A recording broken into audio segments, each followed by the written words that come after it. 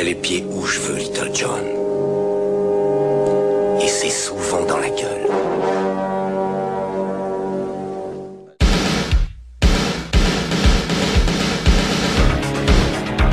Je connais le kung-fu. Prouve-le-moi. 4e cap. Le petit dragon accroche sa proie. Et avec sa queue, il frappe. Bien joué. Mais une brique ne rend jamais les coups.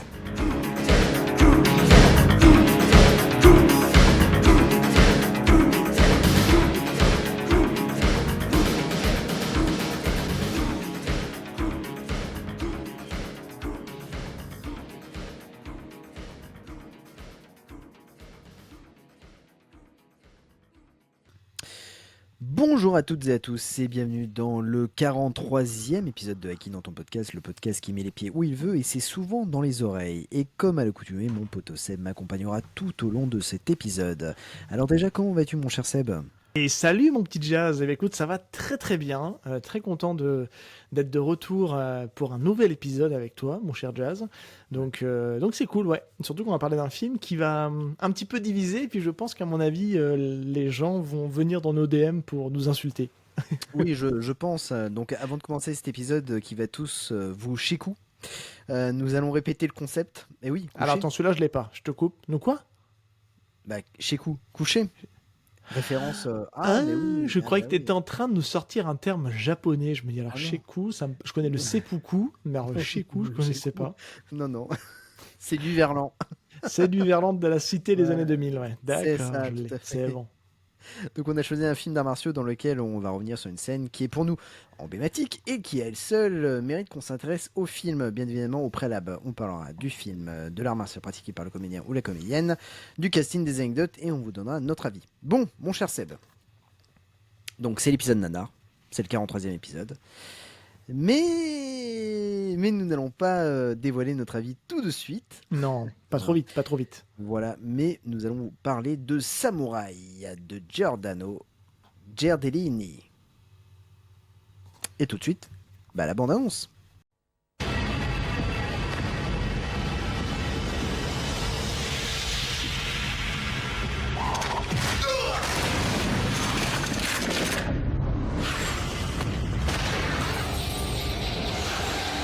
Depuis la nuit des temps, l'ombre du démon plane sur l'humanité.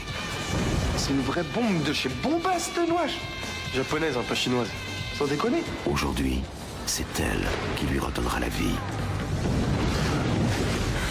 Dès l'instant où il sera parmi nous, qui pourra s'opposer à sa puissance? Il y a des mecs qui nous poursuivent.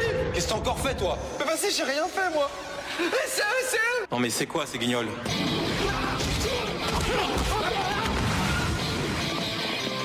Il t'a pas raconté l'embrouille avec les Pokémon. Mais si, mais je crois que vous êtes dans la merde tous les deux. Faut tracer vite fait. Mais Jackie-chan, c'est privé ici. Hein.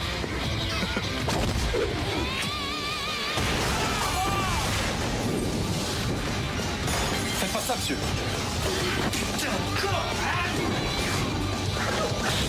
Premier qui bouge en pas, jusqu'à pas.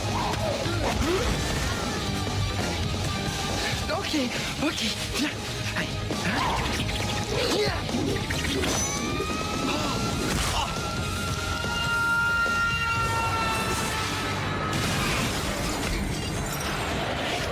Non, mon scooter. Samouraï, un film français de Giordano Giardellini, est sorti en juin 2002. Au cinéma, il est doté d'un budget de 8 millions d'euros, qui en fait un gros budget pour un film d'arts martiaux, et c'est peut-être le premier film d'arts martiaux français aussi. Oui, c'est ce qu'on entend dire, ouais, tout à fait. Côté box-office, le long métrage n'a attiré que 200 000 spectateurs dans les salles obscures, mais pour sa défense, parce que ça c'est assez incroyable, il est sorti la même semaine que L'Auberge espagnole, que Blade 2, que Lilo et Stitch, et il est sorti la semaine après Spider-Man. Ouais, gros agenda. Et pour la petite anecdote aussi, ça faisait 6 semaines que l'Attaque des clones était sortie aussi. Donc, en gros, Et l'attaque des clones, au bout de 6 semaines, il était à 200 000 spectateurs. En plus. Donc, voilà, c'est à peu près le même score qu'a eu Samouraï. Mon cher Seb, est-ce que tu peux nous parler de ce film, s'il te plaît? Oui, et comme j'ai le DVD avec moi, je me dis que c'est Oh plutôt là là. sympa de lire en fait derrière le DVD, parce que il est pas si mal fait que ça. Donc je vais le lire. Depuis l'époque des samouraïs, règne un démon nommé Kodeni. De nos jours, le commissaire Fujiwara traque cet être démoniaque, devenu le très puissant maître d'une multinationale du jeu vidéo. Car il soupçonne le dernier de ces jeux d'être une arme redoutable. Dans le même temps, Kodeni choisit comme cible de sa malédiction Akemi, l'unique fille du commissaire qui vit à Paris. C'est là qu'ils se retrouveront pour un combat sans merci. Et oui, grand scénario. D'ailleurs, Grand- je Ouais. tiens à dire que la tech, on en parle ici, Ouais. du soi-disant l'arme redoutable d'un jeu vidéo, Ouais. c'est assez vite balayé quand même, hein. Oui, oui, totalement. Totalement. Non, non, mais je suis d'accord avec toi. C'est totalement balayé. Au casting, en fait, on a des jeunes comédiens, vraiment, qui pour beaucoup, c'est leur premier film, notamment Cyril Mourali, qu'on avait vu auparavant dans des publicités. Omar Sy, qui faisait des petits sketchs sur Canal+. Alors, c'était pas encore à l'époque du SAV, mais il faisait des sketchs avec Fred Testo. On a Saïd Serrari, qui est c'est le sidekick du film. C'est le Rob Schneider Rob Schneider, pardon, parce que Rob Schneider c'est autre chose. Ouais, Rob Schneider, et Voilà, ouais, je pense que c'est bien choisi pour le coup. Voilà. On en reviendra tout à l'heure. On en reviendra. On a May Hailey aussi, et on a Santi Soudaros. Donc ça c'est les jeunes du casting, les tout nouveaux, hein, vraiment c'est vraiment leur premier film. Et puis dans tout ça, on a une petite surprise. On a gardé le meilleur pour la fin. On a gardé le meilleur pour la fin. On a un acteur qu'on connaît puisqu'on a déjà traité, on l'a déjà vu dans des films que l'on a traités. Oui. J'en ai deux en tête. Oui. C'est Monsieur. Bah, cite-les quand même les deux en tête quand même pour les auditeurs, ce serait Ah oui, bien de oui, ne pas bah juste oui, les garder oui, pour oui, toi. oui, oui. On a Fist of Legend déjà. Ouais. Et c'est Heroes of the East. C'est Ouais, ça on en a déjà en fait, on a déjà traité 3 films avec lui, même si je me souviens sont bons, puisqu'on a aussi, le flic de Hong Kong 2, dans lequel il est. Ah oui, c'est vrai. Et, Non, voilà. ouais, c'est vrai, c'est vrai, c'est Effectivement, vrai. Fist of Legend et Heroes of the East. Et on en a vu un tous les deux qui est Shanghai Express, qu'on n'a pas encore traité dans le film, Oui, mais tout on à en fait, a ouais. parlé, où il est aussi présent dedans. Et donc c'est Monsieur Yasuaki Kurata. Et pour le coup, c'est la première fois, mais on va s'intéresser à son art martial et à Oui. toute son histoire. Alors, précise aux auditeurs, parce que là, ils vont se dire, purée, ils vont trop vite, Ouais. ils rushent, ils passent tout de suite au truc des arts martiaux. On va quand même mettre un petit teasing ici, quand même. Parce Oui, qu'histoire ouais, histoire que les gens se disent, ils vont nous bâcher l'épisode en 30 minutes. Alors, on va passer un peu de temps sur notre avis. Cet épisode sera peut-être un peu plus court Oui. que d'habitude. Mais parce qu'il y a un épisode bonus. Mais voilà, il y a un épisode bonus Voilà. qui arrivera la semaine prochaine. Voilà, on vous le dit pas tout de suite, on le garde pour la fin de l'émission. Ouais. Mais il s'avère que tout le côté autour du film, on a eu la chance de faire une interview avec une personne qu'on vous Ouais. dira à la fin du film, histoire de vous garder en haleine jusqu'à la fin et C'est de ça. vous annoncer qui on a réussi à voir. Et on est très content parce que là, on enregistre après avoir fait l'interview. C'est ça. Donc voilà, donc on a, pour éviter de se redire et de se répéter, parce qu'on a appris plein de choses avec lui. Tout à fait. Mais avant de passer à l'art martial, moi je veux juste passer 2 minutes, si ça t'embête pas, pour le DVD qu'on trouve, Oui, vas-y. qu'on trouve quand même pas mal encore dans des caches. Ça, Oui. ça voudrait dire que c'est d'ailleurs une réflexion qu'on s'est faite avec notre invité, qui est de dire que le DVD a sûrement très bien marché parce qu'il a été bien marketé, que ce soit en France ou que ce soit Tout à fait. à l'étranger, puisqu'ils ont changé la jaquette. Je vous l'ai montré juste avant pour ceux qui étaient avec nous, qui sont avec nous sur YouTube. Je vous ai montré la jaquette. On voit pas les comédiens principaux en fait sur la jaquette. On se concentre que sur le démon et sur Yasuaki Kurata. Et avec un fond rouge qui fait penser au Japon, etc.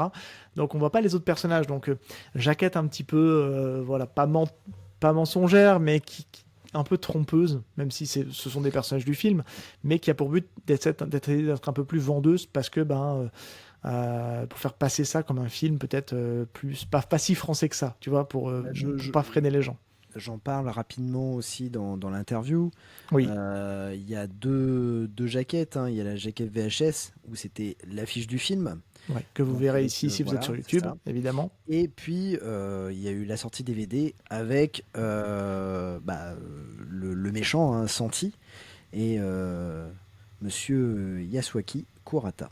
C'est ça. Donc en fait, ce qui est intéressant, c'est que ce qu'on peut préciser, donc c'est déjà donc le DVD. Ce que je vous disais, c'est que je pense qu'il a quand même plutôt bien marché au niveau des ventes DVD, et c'est toujours une data qui est très très compliquée à obtenir. D'ailleurs, je jette une bouteille perdue. Si quelqu'un dans nos auditeurs connaît un site fiable ou éventuellement un contact fiable pour obtenir des ventes de DVD, voilà, savoir où on peut obtenir combien s'est écoulé en fait un DVD, hein. C'est une data qui est assez facile à obtenir, hein. C'est-à-dire que pas forcément avoir des sorties caisses, puisqu'aujourd'hui c'est compliqué d'avoir des sorties caisses, mais d'avoir à combien d'exemplaires il a été écoulé dans les réseaux de distribution. En vrai, c'est hyper intéressant à voir, parce qu'après, s'ils ne le revendent pas, soit ils font des retours, mais ça, je pense qu'on peut arriver à des chiffres consolidés, mais c'est vrai que c'est quelque chose qu'on aimerait bien avoir comme info, en tout cas. C'est-à-dire qu'on a des chiffres, mais c'est surtout des chiffres américains. On l'a eu sur les derniers films, Never Back Down, Universal Soldier 2, on a eu ces chiffres-là, qui nous disaient que ces films avaient bien fonctionné en DVD, mais c'est vrai que quand c'est français, et surtout les films qui sont vendus en France, c'est un peu plus compliqué. Ouais. Donc sur ce DVD, qu'est-ce qu'on va retrouver ? On va retrouver un making-of d'à peu près une petite heure, qui est vraiment intéressante, qui n'est pas folle non plus, parce que comme je disais à Jazz en off, ce qui manque un petit peu, c'est de montrer un peu les scènes ratées, de montrer un petit peu tout ce qui a pu ne pas fonctionner. Mis à part au début, on montre qu'ils ont été embêtés pour tourner dans le sud de la France, dans la forêt de bambou. Ils montrent qu'il pleut, donc ça galère un peu le tournage, mais globalement, voilà, on voit que ça s'est bien passé. Ils ont fait un making-of en plus dans l'ordre des séquences du film, qui n'est pas forcément l'ordre réel. On en apprend justement un peu plus dans l'épisode avec notre invité. Donc making-of intéressant, mais très lissé. C'est-à-dire, voilà, tout allait bien, on n'a pas tous les trucs. On verra que dans l'émission, il n'y a pas eu de choses qui s'est mal passées, mais c'est vrai qu'on n'en apprend pas tant que ça non plus, parce que c'est du point de vue essentiellement du réalisateur et du directeur de la photo, qui explique justement un petit peu comment ils ont voulu procéder au niveau du film. D'ailleurs, j'en toucherai 2 mots par rapport à ça, avant qu'on se lance dans l'art martial, si tu veux bien, Jazz. Oui, bien sûr, bien sûr. De notre comédien. Et surtout, ce qui est important, et ce qui moi j'ai retenu, c'est les interviews, en fait, puisqu'on ne le dit pas, mais il y a un casting au niveau de toute l'équipe technique, un casting de fou, puisqu'on a à la chorégraphie des combats, on a Philippe Cook, venu de Hong Kong, qu'on connaît nous ici en France parce que c'est celui qui a orchestré tous les combats et millimétré tous les combats du Pacte des Loups, le film de Christophe Gans. Et ce qui est hyper intéressant, c'est qu'il est interviewé, il parle, il donne son ressenti sur le film, on voit comment il a procédé. Donc il a utilisé la méthode hongkongaise, c'est-à-dire qu'il a utilisé des câbles pour pouvoir faire que les comédiens volent, fassent des super sauts, fassent des acrobaties, etc. Donc c'est hyper intéressant. On a pas mal d'interviews aussi forcément de Yasuki Kurata, qui explique comment il est arrivé sur le projet, etc. Donc je vais pas tout vous déflorer, parce que je vous invite éventuellement à trouver le DVD, parce que pour le coup, c'est pour ceux qui veulent aller un peu plus loin, c'est intéressant. Et je vais pas tout vous expliquer, mais globalement, il était content d'être là, comme Philippe Coop, qui était content d'être là aussi, parce qu'il était vraiment intéressé par le projet, un peu l'argent aussi, mais intéressé par le projet. Et on apprend aussi que ils ont réussi à avoir au dernier moment, en allant tourner au Japon, ils ont réussi à avoir Kenji Kawai, qui est le compositeur notamment de Ghost in the Shell, pour justement donner un peu cette touche un peu nippone à ce film-là, puisqu'on l'explique, c'est un démon venu du Japon qui arrive à Paris pour semer la zizanie, justement, qui est ici. Et ce qui est intéressant, c'est que ça donne peut-être un petit peu 2 choses qui vont faire que ce film-là a cette teinte-là. Comment expliquer ça ? Moi, j'ai relevé 2 infos qui m'ont un petit peu marqué. La première, c'est celle des producteurs. Alors, faut le dire, c'est un scénario de Giordano Gederlini, qui l'a proposé, en fait, qu'il avait déjà depuis un petit moment. Mais les producteurs, en fait, quand on les écoute, ils sont très positifs et tout ça, mais on sent que derrière, ils voulaient absolument avoir un film de karaté. et tellement qu'on a l'impression de pas savoir de quoi ils parlent, qu'ils veulent absolument surfer sur une tendance, ils confondent un peu karaté kung-fu. Ouais, enfin kung-fu karaté quoi. Enfin, ils le disent d'une manière un peu pas méprisante, mais pas loin. On sent que c'est le côté un peu vénal du producteur qui voulait absolument faire le premier film d'arts martiaux en France, et peu importe que ce soit du karaté, du kung-fu, enfin on s'en fiche, voilà, enfin un truc d'arts martiaux quoi.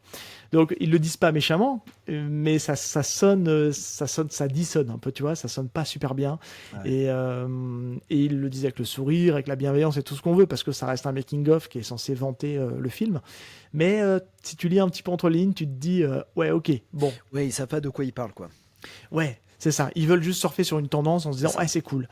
Et l'autre chose qui m'a un peu marqué, c'est le directeur de la photo, quand il a expliqué son intention en fait de faire le film. Pour les auditeurs qui le savent, moi j'ai un podcast manga à côté, et je sais que c'est des choses que j'ai beaucoup insisté, même quand j'étais vendeur à l'époque dans une librairie de bande dessinée, c'est de ne pas mélanger le manga et l'animation japonaise, qui sont deux choses différentes. Et c'est vrai que souvent les gens font l'amalgame en disant je regarde des mangas à la télé. Ouais, non, le manga c'est le support papier, l'animation japonaise c'en est une chose. Et en fait, il fait exactement cet écueil-là, en fait, le directeur de la photo, c'est-à-dire qu'il parle de couleur, il parle de rendu, et il parle, ouais, je veux que ça fasse une couleur type manga. Mais non, ça va absolument rien dire, en fait, parce que le manga, c'est du format papier, c'est 99% du temps, c'est en noir et blanc, il y a de temps en temps des pages couleurs dedans, parce que c'est pour mettre en avant une scène, parce que voilà, et parce que dans le jump, dans le fait de chapitrer, il a quelques pages couleurs, mais le manga, c'est surtout une narration plutôt à l'économie, donc on va plutôt aller sur le noir et blanc. Et le fait qu'ils disent oui, la première page elle est de telle couleur, et puis derrière après on a une deuxième page qui sera d'une autre couleur, c'est pour ça que j'ai voulu donner cette ambiance-là. Non, t'as voulu donner l'ambiance d'animation japonaise, et il n'y a pas de souci avec ça, puisqu'en plus, vu la période où c'est tourné, vu l'âge du réalisateur, il a plutôt une culture d'animation japonaise, je pense, du point de vue du Club Dorothée, etc., plus que du manga papier. Et il y a cet écueil-là qui est fait, qu'on sent que bon, bah, il a suivi les directives que voulait certainement le réalisateur, parce que le réalisateur dit à plusieurs reprises, hein, c'est un film fantastique, mais qui cherche pas à être réaliste, qui va être un peu grandiloquent, on va y revenir tout à l'heure quand on parlera de ta vie, et qui va être des fois un petit peu exagéré dans plein de choses, parce qu'il cherche à s'inspirer un peu de l'univers manga, animation japonaise, quoi. Mais voilà, le fait que le directeur photo aussi derrière parle de ça comme ça, tu te dis, il maîtrise pas non plus le truc complètement, il a dû vite fait se renseigner, et puis derrière il a fait sa photo, et c'est vrai que moi, je trouvais ce qui m'avait un peu choqué, mais on y reviendra à notre avis, c'est que quand j'ai vu le making-of, les maquillages, la façon dont les combats étaient chorégraphiés, déjà l'image brute du making-of, et après ce qu'on a en rendu final, c'est-à-dire avec le mastering, avec les effets spéciaux, avec le filtre qui a été rajouté, il y a quand même il y a une différence, et ça joue un peu peut-être dans l'effet que ça a produit auprès du public, et du fait qu'il ait aussi cette réputation-là d'être aussi très nanar.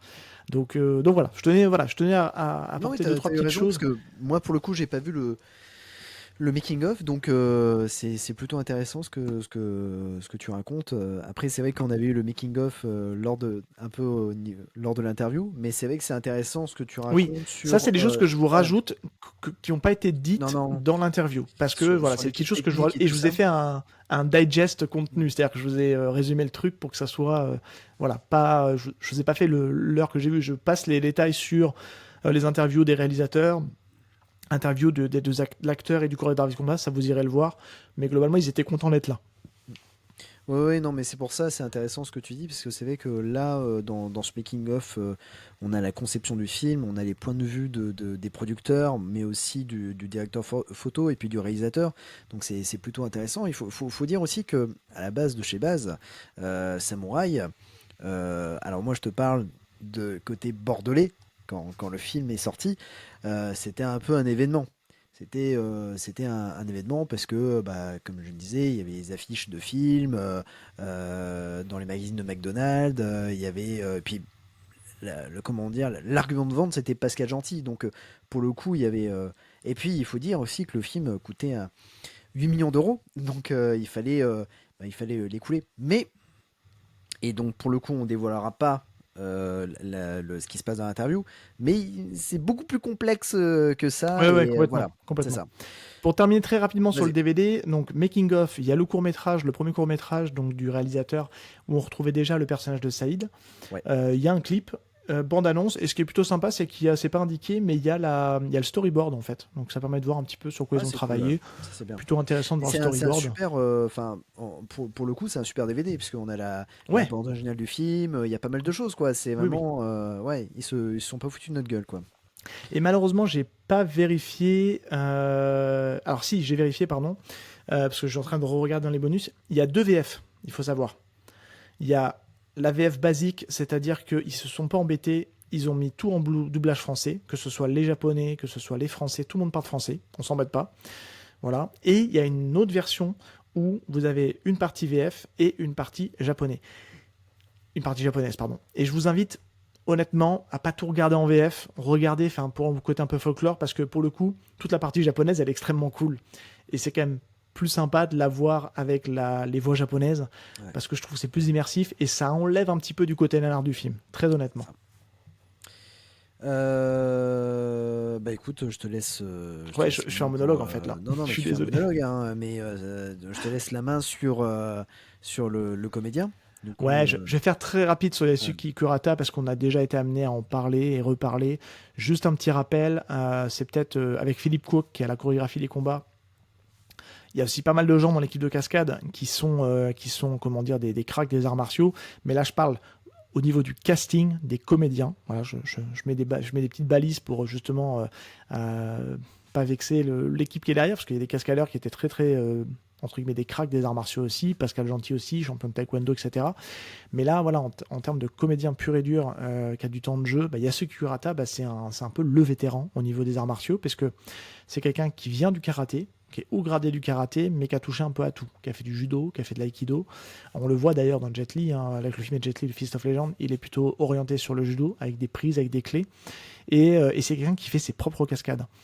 C'est quelqu'un qui vient de cet héritage du cinéma hongkongais, parce qu'il a beaucoup tourné à Hong Kong. Il expliquait justement dans l'interview qu'il a fait plus de 70 films à Hong Kong, et que c'était à la dure. Et souvenez-vous, c'est ce même acteur-là qui a donné des conseils à Richard Norton pour expliquer justement qu'il ne fallait pas se plaindre, fallait bosser, et puis et tout se passera bien. Et c'est un mec qui a appliqué toutes ces techniques-là. Et c'est pour ça qu'il a percé à Hong Kong, c'est pour ça qu'il a connu une grosse partie des maisons de production hongkongaises, hein, que ce soit la Shaw Brothers, que ce soit tout exactement. Et donc clairement, c'est quelqu'un qui fait ses propres cascades, et même dans ce film-là. Et il est bluffant. Il faut le rappeler, il a quand même 50 ans au moment du film. Donc, il a plus d'une cinquantaine d'années. Donc, il est extrêmement bluffant. Il est assez fou. Et s'il y a une raison, entre autres, une des raisons qui fait qu'il faut aller voir ce film-là, c'est en grosse partie grâce à Yasuki Kurata qui fait le job et qui est juste impressionnant dans ce film, en tout cas. Totalement. Ça faisait très longtemps que je l'avais pas vu, et c'est vrai que quand tu m'as dit il joue dedans, j'avais complètement zappé. Honnêtement, j'avais complètement oublié, et c'est vrai que notamment la salle la scène avec l'interrogatoire, elle est cool. Voilà. Ouais, vas-y, donne ton avis, lance-toi et donne ton avis. Vas-y. Écoute, moi je vais te donner mon avis. J'ai pas détesté, voilà. J'ai pas détesté, j'ai passé un super moment. Oui, c'est pas parfait. Oui, c'est un nanar. Oui, il y a des choses qui sont totalement ratées. Oui, le sidekick est énervant. Insupportable. Pour le coup, c'est son premier film. Je pense que il n'est pas bien écrit, on va se le dire. Oui, il n'est pas du tout bien écrit. Il est comment dire, il est complètement à côté de la plaque. Certains de mes potes qui ont vu le film m'ont dit pendant la séance, m'ont dit c'est un peu malaisant, parce que pour le coup il en fait des caisses, il en fait des et puis en plus il y a vachement de verlan, mais c'est du verlan qui forcément n'existe pas vraiment. C'est des trucs un peu forcés. C'est faussement cool en fait. Ouais, c'est faussement cool, c'est forcé, et pour le coup voilà, le problème c'est qu'on le voit beaucoup, c'est ça aussi. Donc mais ça fait partie, encore une fois, ça fait partie des films français de cette époque. C'est les Besson. Les Besson, on a toujours le même sidekick. qui va nous faire comment Bah, dire juste Emilien, quoi, qui est juste Voilà, insupportable dans les derniers voilà, taxis, c'est quoi. ça. Dans le premier, ça Totalement. passe, mais dans le 2 et 3, il est juste envie de le Mais buter, c'est quoi. totalement ça. Et pour le coup, très très étonné et vraiment vraiment de façon positive, mais Cyril Mourali, qui est c'est vraiment son premier film. Je crois qu'il avait fait juste avant un téléfilm, mais là c'est vraiment le premier film, en plus c'est un gros budget. Et bah le pépère il se démerde super bien au niveau martial. Parce que il est très bon, voilà. Il est très bon. Après, il y a une énorme prépa physique derrière et autres, mais ça reste vraiment très quali. Il fait toutes ses cascades, ça aussi, il faut le dire. Quasi. Mais ça, on y reviendra. Quasi. Mais pour le coup, ouais, c'est un bon héros, on va dire. C'est un bon héros. Après, son personnage est aussi, voilà, il y a des faiblesses scénaristiques et autres, mais il se débrouille plutôt bien. Et puis, Ouais. après, Il explique d'ailleurs sur le duo, je me permets de rebondir, Ouais, il vas-y, explique vas-y. le réalisateur sur le duo que dans son intention d'écriture, il voulait pas donner tout le ressort comique au personnage de Saïd et il voulait laisser au personnage, d'ailleurs j'ai oublié son prénom dans le film, c'est comment il s'appelle Marco. Au personnage de Marco, de donner aussi quelques punchlines assez drôles pour que ça soit une Ouais. espèce de ping-pong. équilibré.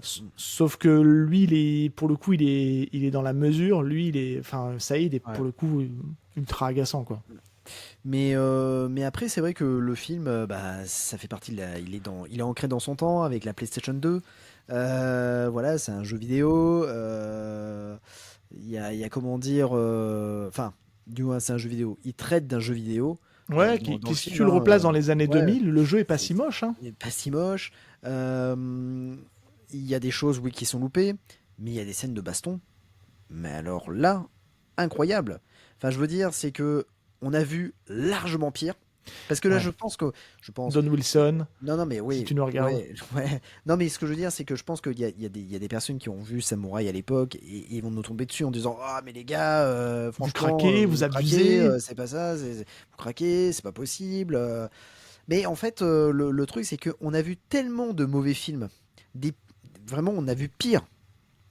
Largement pire que au final quand tu vois ce film là tu te dis eh ben pour 2002 eh ben c'était plutôt pas mal franchement. Ouais, C'était ouais, plutôt encore pas mal. une fois, on dit pas que c'est un film excellent, que Ah non, c'est non, le film de l'année. On est conscient, hein, on est conscient de ses faiblesses et de ses Oui. défauts. Ah oui, Il en a beaucoup. totalement. Ah oui, Il en a ouais. beaucoup. Moi, je vais juste rebondir sur ce que tu dis. Il y a des problèmes de caméra, de filmer. Tu vois, on sent que photographie. Giordano a été très contre le fric sur la manière de filmer. Il explique d'ailleurs dans le making of que il a laissé quelques scènes à Philippe Kwok. Ouais. Bah, clairement, on sait lesquelles. Ouais, on sait Ouais. lesquels. Ouais, On totalement. sait lesquelles. Notamment, je pense que la scène qu'on a choisie, à mon le avis, film. c'est lui qui a dû la gérer, celle-là. Après, tout le reste, bah, c'est lui qui le fait, ce qui fait que dans les scènes de baston, c'est pas tout le temps très bien filmé, il y a des problèmes d'angle. Le gros souci, c'est le après, c'est-à-dire il y a une espèce de filtre photo qui est pas ouf, moi je le dis, C'est hein, ça, j'aime c'est pas du tout la photo, elle est pas dingue. Ouais, la direction photographique et pas, je Elle est dirais un pas peu aux fraises. catastrophique, mais, Ouais. mais franchement, la colorimétrie, juste la première scène, la scène des bambous, waouh, c'est vachement vert. Ah quoi, ouais, c'est hyper flashy et hyper c'est flashy, raté quoi. en fait parce que le Ouais. problème c'est qu'encore une fois quand tu regardes le making of Ouais. dans les bambous, ils auraient dû laisser la colorimétrie de base un peu sombre, Bah, un on peu dirait que c'est grise. fake en fait. Et on sent que ça fait fake alors Ouais. que ce n'est pas une forêt Ah, non, fake. non. Et c'est ça qui est ouf. Et c'est la photo, c'est le côté, montage derrière qui rend le truc pas ouf. Et c'est dommage parce qu'en fait, encore une fois, et ça c'est quelque chose qu'on dit beaucoup avec notre invité, il y avait tous les ingrédients pour que ça fonctionne. T'as un crack des chorégraphies de combat, t'as Kurata, t'as Kenji Kawai à la musique. Enfin, t'as des mecs qui sont investis, qui croient au projet, qui sont motivés. Et derrière, le rendu, il est pas à la hauteur. Il y a des trucs qui fonctionnent, encore une fois. Moi, je suis un peu comme toi. Je ressors de là, je dis, ok, je vois où ça va pas. Voilà, clairement, il y a quelques chorégraphies au début. Tu te dis, oh, c'est bizarre, on voit l'épée qui passe sous le bras. Tu sais, je te l'ai dit. Je dis, voilà, ça non, commence mal, carrément, on voit l'épée ouais. qui passe sous le bras. Mais après, hormis ça, t'as toutes les scènes de Kurata, elles sont juste super. Le problématique, c'est quand ça passe en France, quoi. Tu vois, c'est quand ça passe en France où il y a les passages avec Saïd qui sont agaçants. Moi, je l'aime pas trop ce personnage. Et la manière dont il joue, j'aime pas trop non plus. Et je le dis d'ailleurs à la personne avec qui on l'interviewe. Hein, je m'en cache pas parce qu'on a été assez cash avec lui. On lui a dit les choses. Il l'a pas mal pris d'ailleurs parce qu'il est d'accord en plus avec nous là-dessus.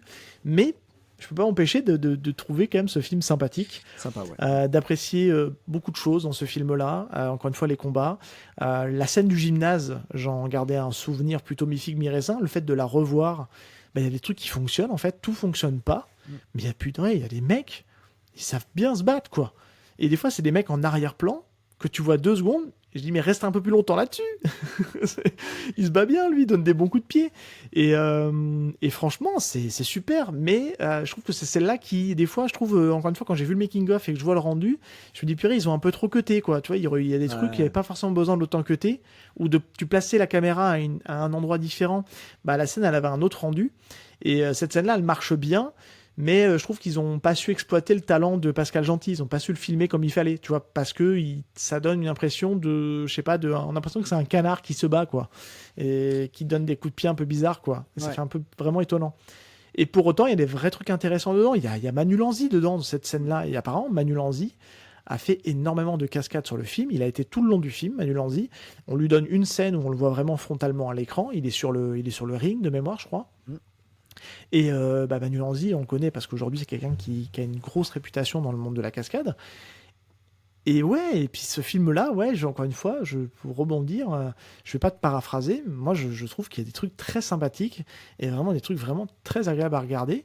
L'histoire, elle est un peu con, mais en fait, est-ce qu'il y avait besoin? C'est la question que je me pose. En fait, c'est le côté jeu vidéo. Je trouve qu'en fait, il a trop voulu mettre plein de choses dans son film. Excès de générosité. Je pense que tu parles juste du côté démon, le côté un peu exagéré du démon, ça on peut l'accepter, tu vois. Mais est-ce qu'il avait besoin de rajouter les jeux vidéo? Je suis pas sûr, tu vois. Je pense qu'en fait c'est une faiblesse parce qu'en fait il s'en sert pas, mis à part le Deus Ex Machina à la fin pour le personnage principal, où t'as un truc un peu sorti de nulle part. Je trouve ça un peu dommage. Et je suis persuadé, encore une fois on en parlait avec l'invité, je suis persuadé qu'il a cuté des trucs casse un peu derrière est-ce que les producteurs sont passés par là, qui casse des fois un petit peu la compréhension du film, notamment à la scène du gymnase. Il y a un enchaînement de chaînes qui est pas hyper cohérent, tu vois, et ça on en avait parlé avec l'invité, et je trouve que le côté, alors c'est bien de le mettre dans l'industrie du jeu vidéo parce que entre guillemets tu vas aller draguer un peu les gamers, mais en fait il en fait rien de son histoire, donc c'est ça qui est dommage. Mais pour le coup, tu vois, c'est ce qu'on a reproché, et en même temps on l'aime bien cette scène, mais la scène finale, le combat final, où notre héros se bat plutôt bien, et en fait c'est cuté par les scènes de jeux vidéo, ce qui handicape le rythme. Il y en a trop, ça handicape le rythme, et puis ça perd un peu le spectateur, et on sait pas où se trouve, tu vois, dans l'unité de lieu, tu sais pas où se trouvent les personnages parce qu'ils changent de position à chaque fois, donc c'est ça qui est un peu dommage. Et mais après tu sais, voilà, les 8 millions d'euros pour l'époque en tout cas, tu sais où ils sont passés. Parce que t'as tout le casting technique déjà, t'as quand même des grands noms, Yasuaki Kurata qui débarque. Il a un prix, hein. Voilà, il y a un prix. Le compositeur, enfin, quand même, c'est une grosse production. C'est un blockbuster. Voilà. Donc voilà. Et ce qu'on peut rajouter aussi, qui je pense a dû faire un peu railler aussi un peu à l'époque, c'est que je comprends l'intention derrière le maquillage de Kodeni. L'acteur a une super tête. Je trouve qu'il a une tête, le côté de l'inexpressivité. Tu sais à qui il me fait penser? Non. Au méchant dans Meurt un autre jour.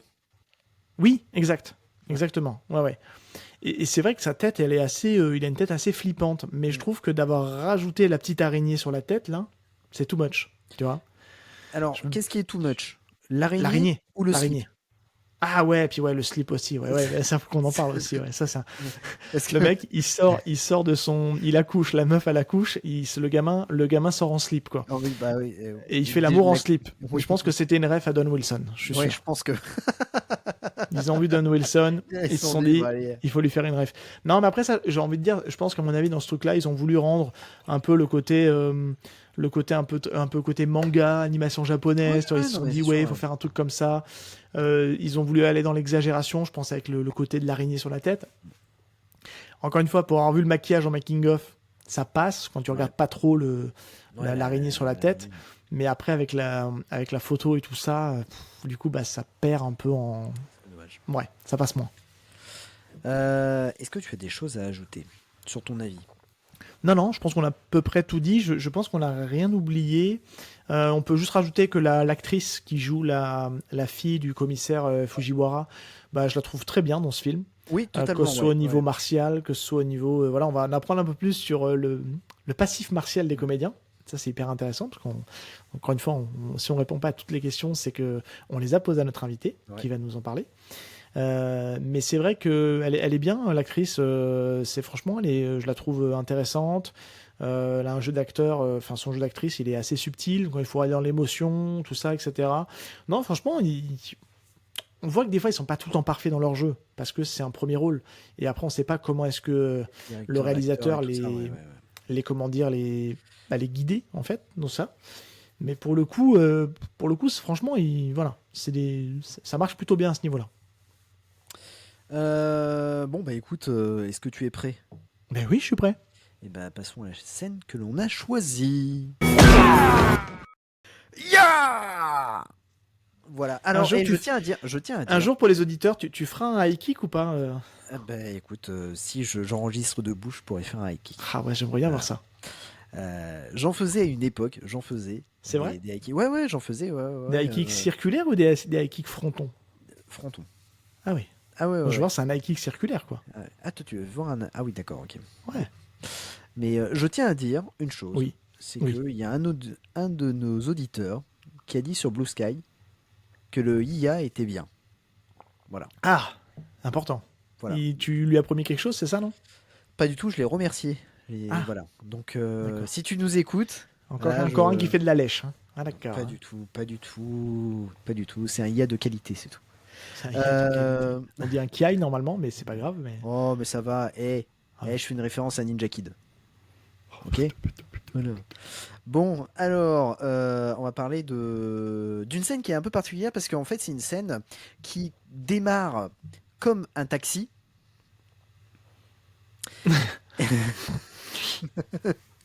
C'est vrai. C'est vrai. La scène des pancartes avec John Woo. Alors, ça c'est incroyable. Cette scène-là, elle est incroyable. Non. Clin d'œil, hein. Clin d'œil à John Woo. Non. La scène déjà, ça se passe dans les toilettes de l'aéroport et l'homme de ménage qui adore nettoyer les WC et les lavabos de l'aéroport de Roissy.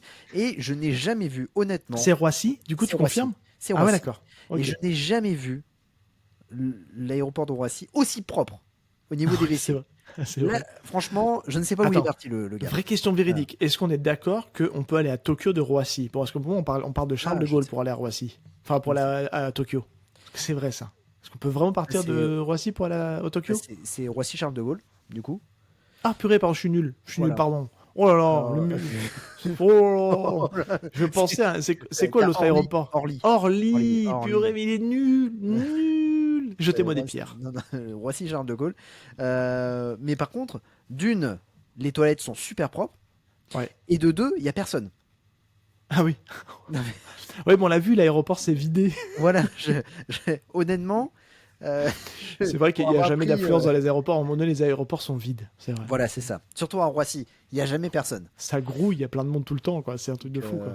Donc voilà. Donc ça démarre avec l'homme de ménage qui brique, il est content. Et puis d'un seul coup, il se rend compte que dans son produit nettoyant, il n'y a plus de liquide. Et donc il est un peu énervé et donc il va comment dire remplir sa bouteille. Et là, c'est là que nous avons.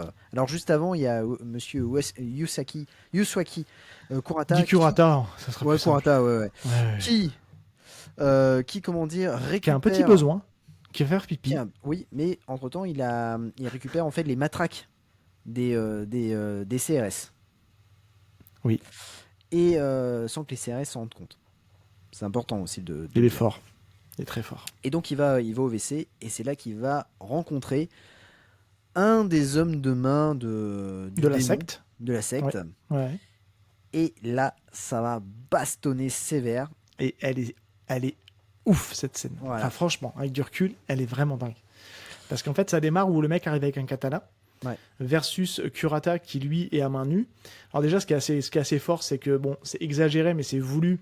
Il met un énorme coup de pied dans la porte des toilettes, et ce qui fait que le méchant est projeté en arrière. Avec son katana, il se relève et il commence à aller agresser Kurata, à lui mettre des coups de katana. Et on sent que ça sonne pas pareil. Ouais, et là, ça, ouais. il sort les tonfas. Donc c'est une matraque, mais techniquement c'est plutôt un Oui, tonfa. c'est tonfa, ouais. C'est des tonfas. Il sort des tonfas de son dos qu'il avait planqué dans son dos. Et là c'est parti quoi. Et franchement, waouh. Et il fait tout. La scène, elle est vraiment extra. Bon, déjà l'homme de la secte, il a une coupe de cheveux Et des lunettes improbables, ouais. Bah, il a piqué les lunettes de Pascal Obispo. Là, j'aurais dit Bono, moi, tu vois. Ah, Bono, ouais. Aussi, ça marche. Et il a en fait, Bono, chanteur de YouTube, hein, pour les deux incultes du fond. Et Obispo, Pascal Obispo, vous savez, voilà, c'est ça, ouais. Ce sera à nous, l'envie d'aimer, voilà, c'est ça, l'envie d'aimer. Lucie, voilà, c'est ça. tout ça. Les Excuse-moi. 10 commandements. 10 commandements. J'ai déjà dit, c'est l'envie d'aimer. Oui, c'est ça, ouais. Tu veux chanter Non, pas Est-ce du que tout. tu veux chanter Non, c'est du bon. tout, pas du tout. Non. Non, mais je préférais le dire parce que beaucoup diraient... Est-ce que tu es tombé pour elle Oh, très bon. Alors... Bon, j'arrête. Non, mais beaucoup pourraient dire ah mais non, mais là vous avez chanté l'envie d'aimer, c'est Daniel Lévy, mais non, mais c'est lui qui a écrit, donc ça montre à quel point on est pointu, tu vois, on est un podcast pointu. On va présenter l'Eurovision bientôt. Non. High kick dans ton Eurovision. High kick dans ton Eurovision, ça c'est bon ça. Et donc, pour le coup, le méchant, en fait, il a les cheveux super longs, et puis il a une sorte de queue de cheval hyper raide. Je pense que tu peux faire des tractions avec. Ouais. Et donc, pour le coup, il va se battre. C'est la force du gel. C'est la force du gel, vive le dop. Fixation extrême. Oh, placement produit. Ah oui, Vive le dop, voilà. C'est super. Toi, tu te coiffes en Vive le dop. Voilà. Et donc, il va se battre, il va affronter ce méchant. Et je trouve que la scène, elle est à la fois hyper bien chorégraphiée. Ouais, carrément. Elle est câblée. Oui. Pas trop non plus, mais elle est câblée un peu. Ouais. Mais tu vois, c'est vraiment le bon niveau. C'est là, en fait, on voit. Oui. C'est là où on voit, en fait, la différence que c'est probablement Philippe Coq qui va chorégraphier cette scène-là. Probablement. Bah, il a chorégraphié toutes les scènes de combat, Philippe Coq. Parce qu'en fait, là, c'est le juste milieu. Tu vois, vraiment, c'est propre. Et on est dans un tout autre film. C'est ça qui est fou. Et c'est ça que j'apprécie dans Samouraï, c'est qu'on est dans un tout autre film, et là tu te dis, oh, ok, un peu comme la scène du commissariat. La scène du commissariat, elle est là, tu te dis, ah ouais, purée, mais c'est pas mal. Le sound design des armes, tu sais, dans le commissariat, elle est assez folle, tu vois. Et là, c'est pareil, tu arrives dans les toilettes, il y a un sound design un peu plus poussé quand il casse des vitres, etc. Et elle marche super bien parce que là-dessus, en plus, Kurata, il met des high kicks, il se bat avec ses tonfas, enfin, il est là, et tu te dis, mais c'est un crack en fait, il se bat trop bien. Pour son âge en plus, plus de 50 ans, le mec, il faut le dire.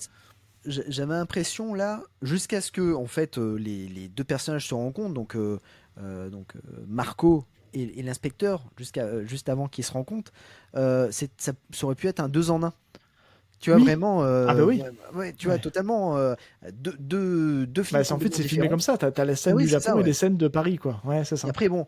Ils se regroupent et c'est là qu'en fait quand ils se... Est-ce que moi je te coupe, moi j'avais même pensé pendant un temps, je me demandais dans mes souvenirs lointains, parce que je l'ai vu pareil à la sortie en DVD, donc c'était en 2002-2003, donc il y a 22 ans, j'étais en train de me dire dans mes souvenirs, est-ce qu'ils ont vraiment tourné ensemble? Oui, tu vois, j'en étais même à me penser ça, je me dis est-ce qu'ils ont vraiment des scènes en commun? Je me souvenais plus de ça, et en fait la réponse c'est oui. Mais pour le coup, je trouve vraiment cette scène-là assez impressionnante. Alors après, vous la décrire, après ça reste une scène dans les WC où ils vont casser des bidets, ils vont casser des vitres et autres. Beaucoup de vitres. Mais ça reste une scène hyper efficace. Ah non, elle est dynamique, elle est punchy. Ouais. Il y a de la, enfin tu vois, on sent la puissance des coups, on sent que ça tabasse sévère, les coups de tonfa, les trucs comme ça. Non, franchement, ouf. c'est une Non, mais c'est c'est ouf. super scène qui fonctionne bien et qui est vraiment top. Et puis, tu sens qu'il est là pour en découdre. Et franchement, Kurata, il est impressionnant cette scène-là, quoi. Ouais, totalement. Écoute, moi j'ai pas grand chose d'autre à ajouter parce que forcément on a l'interview derrière Ouais. et c'est une interview. Alors je suis en train de faire le Non, montage. puis on est dans le timing de nos épisodes. Regarde, Oui, le c'est temps ça, qu'on ouais. annonce ce truc, on est à 42 minutes. C'est ça, on va ouais. finir à 45-50 minutes. Ça va être un épisode à peu près classique. Hein. Ouais.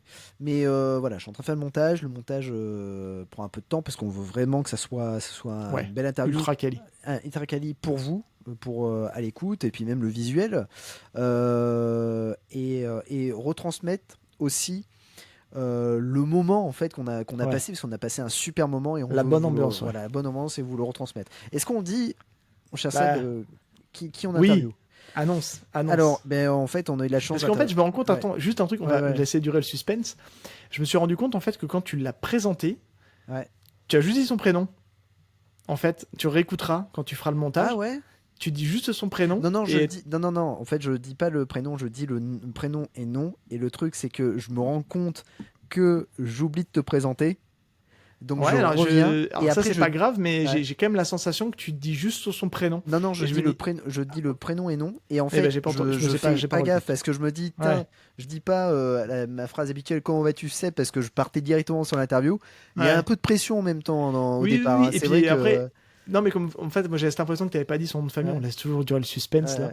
Et je me dis, en fait, il nous a tellement mis à l'aise dès Oui, qu'on est arrivé, directement, ouais. dès le début, en mode très sympathique, très bien, enfin très avenant, tout ça, que je me dis, ça y est, il est tranquille, il y va, il balance son prénom, et puis vas-y que je te pousse. Et... Et c'est vrai que personnellement, ça faisait très très très longtemps que j'avais pas interviewé une personne célèbre, hein, on va dire, on va pas se mentir. Ouais. Et Après, que il est du humble, coup, hein. oui, Ouais. humble, mais c'est vrai, une personne d'un film, c'est vrai. Et que Ouais. pour le coup, tu vois, c'est un peu compliqué au départ, tu vois, de prendre ses marques. Et c'est vrai que le Et ça s'est fait naturellement, en fait. C'est ça qui est bien. je l'ai complètement zappé et j'allais commencer l'interview directement sans présenter Seb. Eh, je suis là. Odile. Odile. Pardon. Et pour le coup, Oui, vas-y. Sérieux, 2 minutes. Là. eh ben, nous avons interviewé Monsieur Cyril Mourali, le personnage principal, le héros de Samouraï qui joue le rôle de Ouais, parce que Marco, Kurata, c'était un peu voilà. compliqué. Hein. Ouais, Fallait c'était des un notes peu, pour donner, voilà. donc, Mais et donc c'était vraiment un honneur et c'est vraiment un super moment. On a passé vraiment un très bon moment, que ce soit pendant l'interview mais aussi en off. C'était vraiment chouette. Et on, voilà. on peut raconter rapidement quand même les coulisses de comment ça s'est mis en place, parce que coulisses, c'est parti d'un malentendu. Enfin, pas d'un malentendu, mais d'une blague en fait à table. Tous les deux, on est en train de manger. Et... Ouais. On était en train de manger. On regarde en fait, chacun regardait Samouraï de son côté et on faisait un débrief. Et tout le monde, on se dit, franchement, c'était cool, franchement, on a passé un bon moment. Et puis, le problème, c'est que on regarde sur Nanarland, on regarde un peu partout, et il n'a pas trop d'informations sur le film, en fait, sur les coulisses Ouais, du film. mis à part tout le ça. making-of, il n'y a pas des Mis masses à part, d'infos, voilà, ouais. c'est ça. Et là, on se dit, purée, ça serait cool d'avoir quelqu'un de la prod ou quelqu'un qui a joué dedans pour qui nous parle forcément du film. Et de savoir comment ça s'est passé tout ça. Et puis on part je sais pas, on arrive, c'est toi qui me dis, tiens, l'acteur Non, on était principal. dans le resto encore, on était au dessert, Ouais. on était au café. Non, mais ce que je veux dire, tu me dis, tiens, l'acteur principal, Cyril Mourali, on pourrait l'avoir, on pourrait l'interviewer, il faut le trouver. Donc on a essayé de trouver sur Instagram et tout ça, franchement, on trouvait pas trop. Ben, on a trouvé un compte et on ne savait pas si c'était lui en fait, pour être vrai. Voilà. Et donc je suis allé sur mon compte LinkedIn et je l'ai trouvé. Ouais. Et donc voilà, on a envoyé le message et mais honnêtement, on s'y Sans attendait grande pas du conviction. tout, sans grande Ouais. conviction. Donc ça c'était le mardi et le jeudi, je reçois un message et là j'envoie direct un message à Seb en disant bon c'est cool, il veut bien, Il est chaud. il est chaud, il veut bien qu'on l'interviewe. Et alors là, franchement, je peux vous dire que c'était vraiment super parce que pour le coup, on s'est dit waouh, c'est trop cool parce qu'on va apprendre pas mal de choses sur le film parce que le but du podcast, c'est avant tout, on regarde les films, on essaye d'avoir notre propre interprétation, mais c'est cool d'avoir les coulisses pour vraiment comprendre le fonctionnement, la construction du film, et c'est ça qui nous intéresse dans ce podcast-là, c'est vraiment comprendre comment s'est fait ce film-là. Et là, pour le coup, eh ben, on a su à peu près voilà l'envers du décor, au final, enfin les coulisses, et du point A au point B, et voilà. Surtout que ce qui est important, c'est qu'il a fait, il a essayé d'aller chercher dans ses souvenirs aussi, parce que ça remonte à plus de 20 ans. Donc il y a peut-être des choses qu'il aura oubliées, mais je trouve que dans l'échange, en fait, c'est un échange hyper naturel. Ah oui, parce que ça vous donne l'impression qu'on se connaît depuis longtemps, en fait, pas du tout. Parce que l'ambiance est super bonne, on se charrie un peu, on parle très ouvertement avec lui, et puis en fait, on avait déjà l'avis qu'on vous a donné là. On l'avait déjà en fait en faisant l'interview avec lui, on avait déjà revu le film, on s'était déjà dit tous les deux, mais en fait il y a des trucs super bien dans ce film, et premier degré, hein, très honnêtement, c'est pas après qu'on l'ait eu qu'on a dit oh là là on a fait un truc un peu orienté, non pas du tout, parce que vous verrez que on utilise le terme nanar, on parle de certains acteurs, moi je vais direct, je suis assez frontal en disant que voilà il y a des trucs je trouve que c'est mal fait, mal utilisé, etc. Donc là, du fait d'analyser un peu plus le film, on est rentré un peu plus en profondeur dans ce qui n'allait pas, notamment avec la photo. J'arrivais pas trop à mettre l'accent dessus, et c'est en fait en regardant le making-of hier soir que je me suis dit, en fait, c'est pour ça que ça marche pas. Il y a une photo qui tient pas la route, en fait. Donc, mais l'interview était vraiment super cool, et c'est un mec hyper accessible. Et il a fait une reconversion, en fait. Il est parti sur autre chose. Il a clairement bien réussi sa vie, parce qu'il nous en parle dans le podcast. Il raconte sa carrière de comédien, sa carrière de mannequinat, et puis ce qu'il fait après, il nous dit ce qu'il est devenu, etc. Non, mais c'était vraiment super, vraiment cool. Et j'espère que ça vous plaira surtout. Voilà, c'est ça. J'espère. Et voilà. Donc c'est cool, c'est une première pour iKick, et j'espère qu'il y en aura d'autres. Honnêtement, on a lancé des perches, on va vous le dire ici sans trop rien dévoiler, parce que rien n'est acté, rien n'est tourné, mais on est en contact avec pas mal de gens, en fait, du fait de notre statut de podcast et du fait du sujet. Donc on commence à avoir quelques petites touches avec des gens du milieu. J'espère que ça aboutira, clairement, parce que ça peut donner lieu encore à des super épisodes. Et on essaiera toujours de raccrocher, comme on fait là, c'est-à-dire qu'on essaiera toujours de raccrocher l'interview à un film qu'on aura traité ultérieurement. Voilà. Je veux dire, l'aller ultérieurement, j'arrive plus à parler. Donc voilà, donc là, on fait Samouraï, on a eu l'acteur, on s'est pris à l'envers, mais c'est vrai que là, si on a des personnes qui sont plus ou moins liées à des films ou des choses comme ça, on ira toujours de raccrocher les wagons avec un truc qu'on aura traité dans le podcast. Comme ça fera toujours un peu le film et le bonus. Donc voilà. Mais j'espère que ça vous plaira en tout cas. Ouais. iKick disponible sur toutes les plateformes de podcasting. N'oubliez pas de mettre 5 étoiles. Nous avons aussi la chaîne YouTube. Oui. Où il y a pas mal de choses qui sortent actuellement. Donc ça, c'est vraiment cool. Et puis on a le Discord qui au final s'anime. Et ça, c'est trop cool. Grâce à la watch party. Voilà, de Samurai. Qu'on aura faite déjà, parce que l'épisode sera après. Voilà, qu'on aura faite. Mais pour le coup, c'est cool parce que on a fait notre on a eu un peu de monde sur les Discord, et ça s'anime petit à petit, et ça, c'est chouette. Et d'ailleurs, les gens qui écoutent ce podcast là et qui auraient été sur le Discord, au final, auront peut-être un peu des choses qui vont se répéter, parce que on va forcément, ça sera frais, puisque là dans la timeline on fait le watch party après, là dans 2 heures au moment où on enregistre là. Et puis voilà, donc il y aura des choses qui vont peut-être être dites, mais en tout cas on assume complètement. Et puis en vrai, moi, premier degré, alors j'ai oublié de le dire, mais je le dis dans l'interview avec Cyril Morali. Moi, c'est un film que j'ai regardé en 2002, j'étais au lycée. Moi, j'avais kiffé le film, hein, j'avais trouvé des trucs qui étaient un peu énervants. Et là, le fait de le revoir, je me dis, il y a des trucs qui ont mal vieilli, mais globalement, je me dis, c'est un film que je n'arrive pas à détester complètement, quoi. Totalement. Bon, écoute. Donc semaine prochaine, rendez-vous avec Cyril Morali. Tout à fait. Et puis, écoutez, on fait des bisous, et on se dit à plus. Allez. Ciao tout le monde.